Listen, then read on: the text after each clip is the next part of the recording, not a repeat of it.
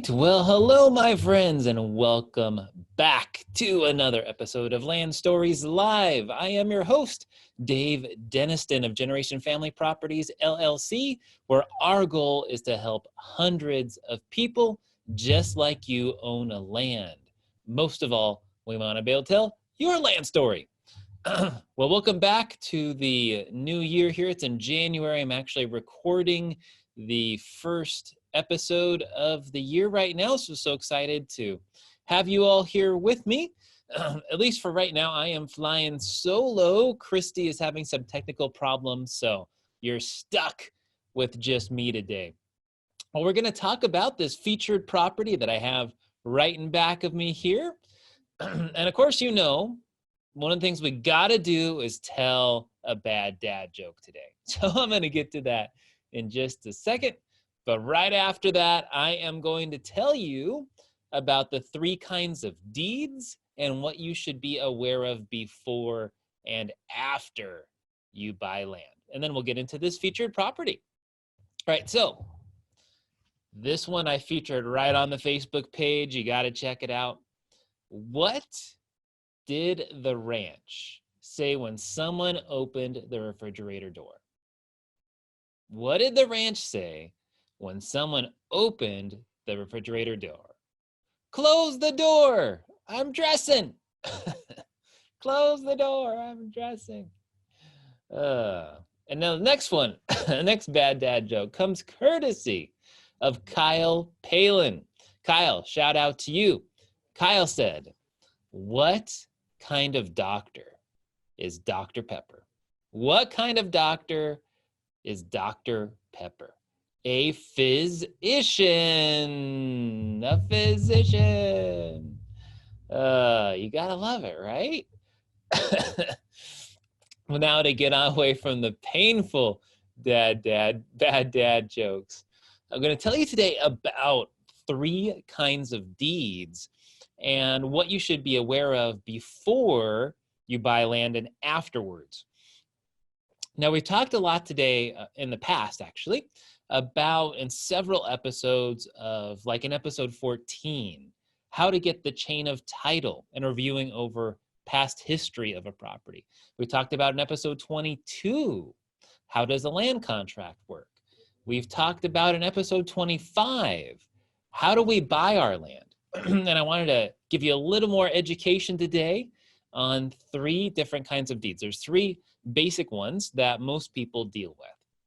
A quit-claim deed, a warranty deed, and a treasurer's deed. These are the 3 most common ones that you'll probably see. So what are these things? What are they about? What are some pros and cons? And what should you be aware of? So you get a deed when you either buy or sell a property. So, for example, when we buy properties, someone deeds it over to us. And there's several different ways that people can do that. Oh, excuse me. Got a little bit of a yawn there. So, way number 1 that is most common is what is called a warranty deed. So, a warranty deed, I'll even show you an example here. Share my screen.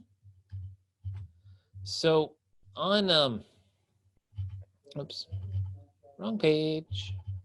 There it is. So this is an article by Rocket Lawyer that explains the difference. What is a warranty deed and what is a quitclaim deed? But first, I just wanted to show you a couple of examples. So this is a quitclaim deed of a property that we bought. And what it has here is the name of these people, Stephen and Michelle. Notice they have a mailing address. We have a mailing address. It has a sum here that we paid them to deed it over to us. And then you notice here that they have acknowledged, remised, released, sold, and quitclaimed. And by those presents does remiss, sell, and quitclaim onto the grantees and their heirs forever all right, title, interest, whatever, of this property in this county, in this state. And then it gives a legal description. It's actually 2 properties here. Basically, they're saying whatever interest I have in this property, I've moved over to you. So anything that Steve and Michelle here had in relation to buying these two properties, they have now transferred over to us. Now, the problem with this deed, well, it's good, it transfers the property. What's bad about this is there's no warranties or promises or anything like that. Whereas a warranty deed looks something like this. Where you have the grantor and the grantee looks very similar, right? There's a dollar amount. Excuse me again. You have the legal description, you have the APN, all of that is the same. What's different here, now you have the subject to. Here they're saying they shall warrant and defend the title onto the grantee, heirs, and assigns all lawful claims. So there's a warrant here. There's a defending of the title here. So what does that mean? Those simple little phrases and differences. Here's what Rocket Lawyer says. Rocket Lawyer says, a warranty deed provides a number of guarantees from the seller to the buyer. It includes a full description of the property and asserts that the seller owns and can transfer full and clear title of the property. It also certifies that the property is free of easements, liens, or other encumbrances. Whereas what is a quitclaim deed? A quitclaim deed are used when the transfer of ownership in a property does not occur as the result of a traditional sale. For instance, quitclaim deeds are common when real estate is conveyed through a will or a gift. They're also common when someone wants to sell the property, but they're not entirely sure what the property boundaries are or whether other claims can be made on the property. The quitclaim deed contains no guarantees of any kind, which means that if you get it and later found out that the person you bought it from wasn't legally able to sell it from you, you are in trouble, basically is what it's saying. So the difference here is the guarantees. Remember, we were just looking at that they shall defend the title. So there's important language between these two kinds of deeds, which is why when we sell properties, at least every single time we've done it so far, we have done a warranty deed. And I suggest if you buy property, get it in a warranty deed. And if they don't want to do it as a warranty deed, the question is why? Why do they not want to do a warranty deed? Why are they doing a quitclaim deed? What are they concerned about that they can't guarantee you that the property is theirs? Now, there's a third kind of deed that I want to talk about here, and that is a treasurer's deed.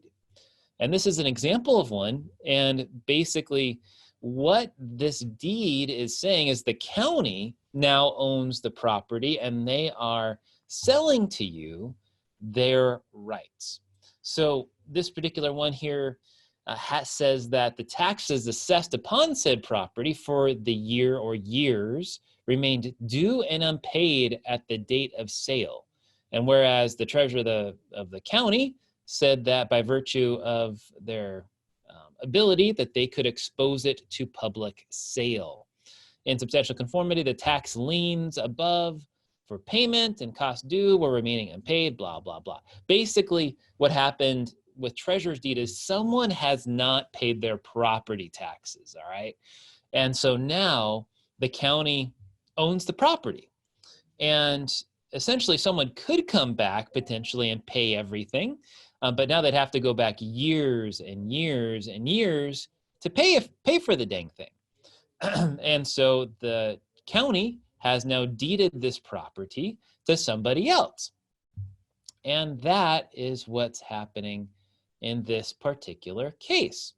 So it's a deed that some would say has quote unquote cloudy title because you've never gotten the prior owner to sign off on it. As a matter of fact, you could use a quit claim deed from prior owners to clear cloudy title. But essentially, I've never had a problem with treasurer's deeds because if someone isn't paying their property taxes and they've now been foreclosed on, that means they're probably passed away or they just have no idea that this exists and they don't care because nobody can get a hold of them. So I've never had an issue with treasurer's deeds. Some people do, but I've had good experience with them, and I would do them again in a heartbeat, because that tells me the person doesn't want the property. So anyhow, those are the three kinds of deeds: a quitclaim deed, a warranty deed, and a treasurer's deed. Have any questions about those? Let me know. All right, let's get into the fun section of our search today, and that is our featured property. Today we're talking about a property in Klamath County, Oregon, out by the Sprague River. You can see here just beautiful views. There's the river. This property isn't too far away. That picture is taken a little closer than the one that we have here. In our background, you can see there's lots of trees on this property. We have a video here. Let's look at our Google Map link. It's right off of this Kootenai Street. If we scroll out, there's a few houses in the area here. There's the Sprague River that we were just looking at. I mean, you are literally walking distance to the river on this property. Only 1,000 feet away, you are less than a quarter mile away from the river. So quick walk down to the river to get there. And this road here is called Drews Road. There's electricity running here. You'll see there's a few houses in this area. Here on Kootenai Street, there is electricity up to a certain point. I believe it stops right over here. So there's electricity, but not too far away. Again, electricity is right here on Drews Road at the bottom of the hill. And I believe there's electricity also going up here on Walla Walla Road. So gorgeous views. You can see there's the Sprague River as it goes by the property. This is not too far from Chiloquin. You're about a few miles from there. You're about 30-40 minutes from Klamath Falls. Let's see how far away that is. Yeah, you're about an hour away from Klamath Falls, about 40 miles. So you're definitely within driving distance if you want to be able to have your own space and not worry about other people about you. Of course, you have the lots of water with Klamath Lake. You got Crater Lake close to this property. You got mountains and national forest, like Fremont National Forest near this property. You got some small towns like Beatty, the small town of Sprague River. You got Chiloquin, which is not too far away. There's lots of hunting out here in the Fremont-Winema National Forest. Let's take a look at a few pictures of this. You can see that there's some flat spots here, although the property does end up kind of sloping downward eventually, but there is some flat spots here where you could build. There's that beautiful view of the river, some nice mountains around, some trees on the property.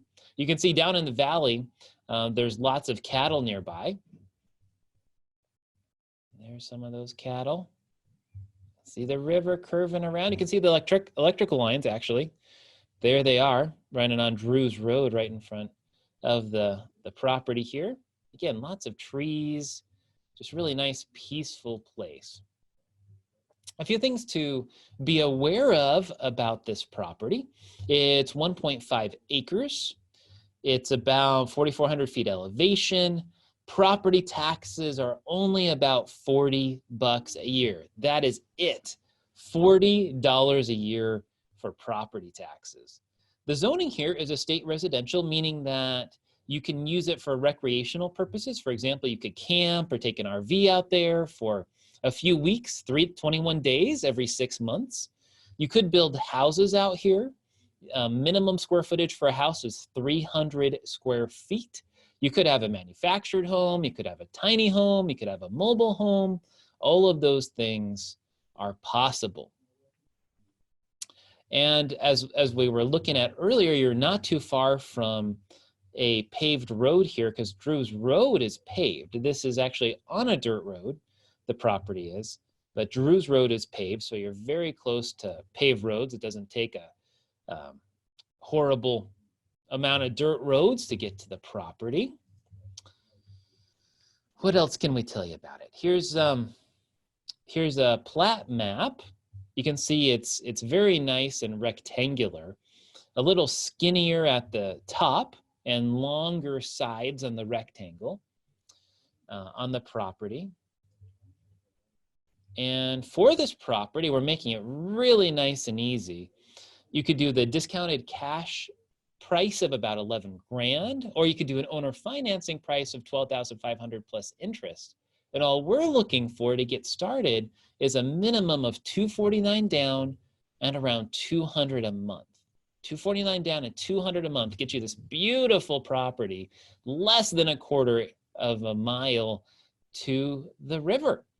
Couple of things to be aware of on this property. It is in a subdivision called Nimrod River Park.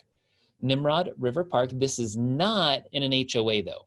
So this is not in a homeowners association. There are no HOA dues out here.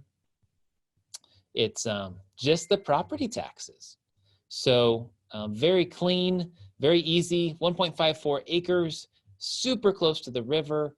If you have any questions about it, let me know. If you like to hike, you like to bike, you like to hunt, what a wonderful place to have a house. Well, my friends, I think that wraps it up for the episode for today. So really appreciate you spending time here with me today. For the Land Stories Live and Generation Family Properties, this is Dave Denniston. Make sure to tune in every Monday at 11:30 a.m. Central, where we go over a new property every week. And if you have a question about land, please send it off to me, contact@genfamproperties.com, or of course you can submit it through Facebook. Thank you so much again for tuning in to Land Stories with me, Dave Denniston. Make sure to check out all of our properties at www.genfamproperties.com. If you have a question, give me a call, 775-234-2058. Again, Dave, 775-234-2058. Thank you so much. Have a good one. Bye-bye.